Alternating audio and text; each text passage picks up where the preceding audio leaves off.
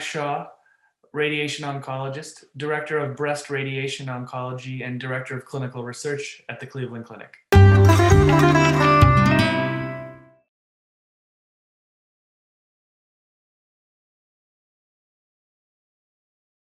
With respect to micrometastatic disease in the axilla, two important questions are whether axillary lymph node dissection should be considered and whether regional nodal irradiation should be offered.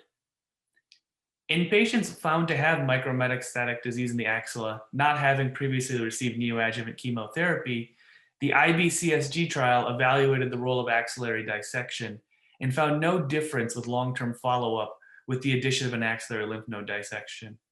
Therefore, in patients who have micrometastatic disease, not having received neoadjuvant chemotherapy, axillary dissection is not required. In patients with micrometastatic disease in the axillary nodes, not having received neoadjuvant chemotherapy, regional nodal irradiation can be considered in estrogen receptor negative patients, though there is limited data comparing the role of regional nodal versus no regional nodal irradiation in these patients.